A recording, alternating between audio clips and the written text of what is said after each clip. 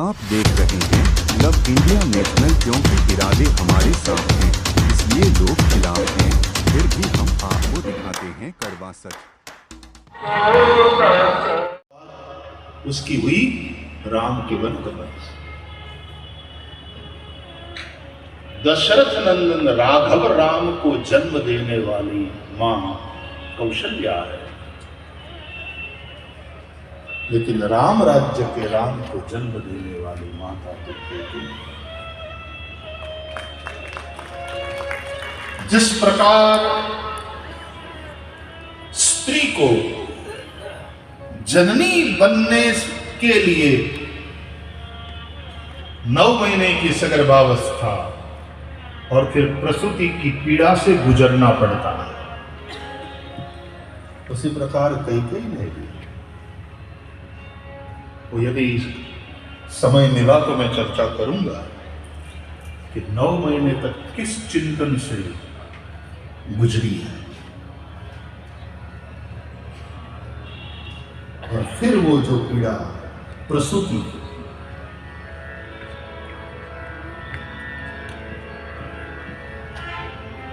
इसलिए ये कहा जाता है कि अपनी आंखों से कैकेयी को देखोगे तो कैकेयी निंदनीय लगेगी, लेकिन श्री राम की आंखों से देखोगे तो कैकेयी वंदनीय लगेगी।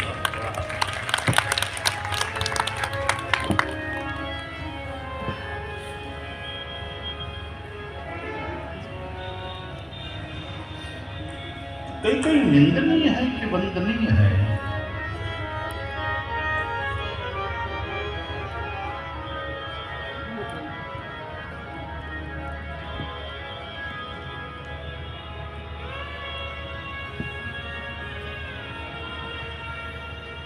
चर्चा करेंगे,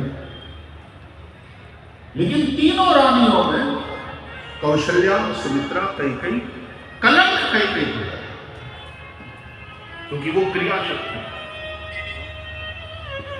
कोई भी क्रिया कितनी ही उत्तम क्यों ना हो, कितने ही श्रेष्ठ उद्देश्य को लेकर तुमने क्यों न किया हो, कलंक लगेगा। इसलिए सेवा के क्षेत्र में जो लोग हैं, जन सेवा में अपना कितना समय देते हैं, अपनी कितनी शक्ति लगाते हैं, लेकिन 5-15 ये कहने वाले मिलेंगे, खा जाते हैं पैसा।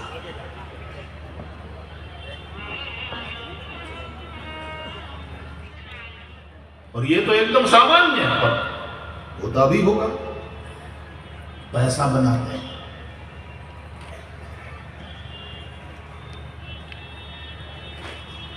और 99 के चलते कोई एक ऋषि चरित्र होता है, उसको भी सहना पड़ता है, लोग उसको भी उसी दृष्टि से देखते हैं।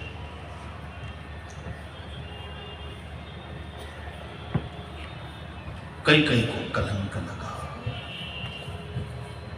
लेकिन श्री राम जी ने कभी कैकेयी का दोष नहीं दिया। उल्टे आप अयोध्या कांड के उस प्रकरण को देखें,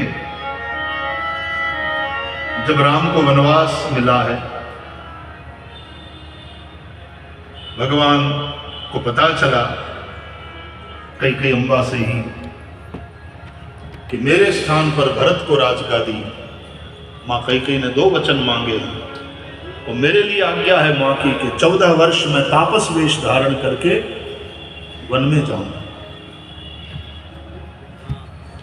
तो श्री राम कहते हैं, पहली बात प्रसन्नता, दुनिया में तेरा जन्म क्यों हुआ, और यदि तेरा जन्म हुआ तो भरत जी कहते हैं कि तुझे कुदरत ने बांझ क्यों नहीं रखा, और यदि बेटा देना ही था कुदरत ने मेरे जैसा, जो आज राम वनवास में कारणभूत बना, तो जन्मते ही तूने मेरा गला क्यों नहीं घोंट दिया।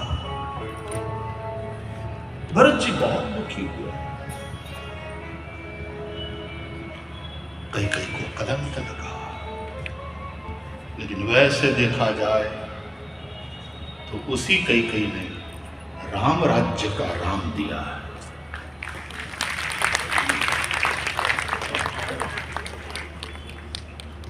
एक श्लोक की रामायण की शुरुआत आदव राम तपोवना। दशरथ जी वेद का स्वरूप है। दशरथ जी की तीनों रानियां वेद के 3 कांड का प्रतीक है। ज्ञान शक्तिश्च कौशल्या, सुमित्रोपासनात्मिका, क्रिया शक्तिश्च कैकेयी, वेदो दशरथो नृपः। कौशल्या मतलब ज्ञान शक्ति, ज्ञान कांड। सुमित्रा उपासना कांड, भक्ति। और कैकेयी कर्म कांड, क्रिया शक्ति। कोई भी क्रिया, कोई भी वैदिक क्रिया भी वेद विहित कर्म क्यों न हो, वो वेद विहित यानी वेद के अनुसार क्रिया क्यों न हो, संपूर्ण शुद्ध नहीं होती। आप यज्ञ कर रहे हो वेद के अनुसार, लेकिन उसमें भी कहीं ना कहीं पाप होता। हाँ जी, इसलिए तो यज्ञ की विधि में फिर प्रायश्चित होम करना पड़ता। कहीं कोई क्षति रह गई, कहीं कोई जीव हिंसा हो गई, बहुत सावधानी के साथ हमारे यहाँ यज्ञ संपन्न किया जाता है। लेकिन उपले उसमें कहीं कोई सूक्ष्म जंतु है, काष्ठ जो अग्नि में जलाए जाते हैं, वो समुदाय, उसमें कहीं ना कहीं कोई जीव जंतु, या तो वो सब ठीक है, तो अग्नि की जो ज्वालाएं ऊपर उठ रही हैं उसमें कभी कभी कोई जीव जंतु जल जाए, या यज्ञ की विधि में कुछ गलती, कोई प्रमाद, न्यूनातिरिक्त यो विधि सौपविष्ट ब्राह्मणानाम गणपति प्रसादाच्च, और उपविष्ट ब्राह्मणों के वचन से सब परिपूर्ण हो, वो भी हमारे यहाँ यज्ञ विधि के अंतर्गत कहते हैं। इसलिए प्रायश्चित होम करना पड़ता है। भूः स्वाहा भुवः स्वाहा स्वः स्वाहा भूर्भुवः स्वः स्वाहा।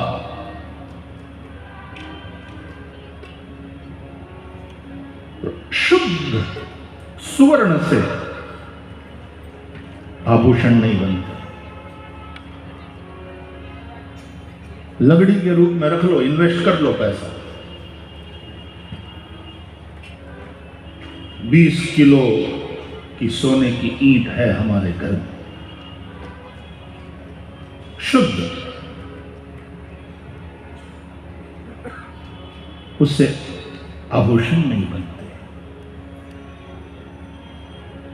रख लो, धनवान हो, रख लो, इन्वेस्टमेंट है तुम्हारा। ईंट पहन करके कोई बाहर निकलता है, लकड़ी पहन करके कोई पार्टी में जाता है, आभूषण बनाने पड़ते हैं, और आभूषण शुद्ध सुवर्ण से नहीं बनता। तो हर कर्म उसके साथ कलंक जुड़ा हुआ है, इसलिए कैकेयी को कलंक लगा। कलंक कैकेयी को लगा, रामायण में कलंक कैकेयी को लगा। लोगों ने कैकेयी की आलोचना करी, लोगों ने कैकेयी को गाली दी। दशरथ जी ने भी कैकेयी के साथ संबंध तोड़ दिया।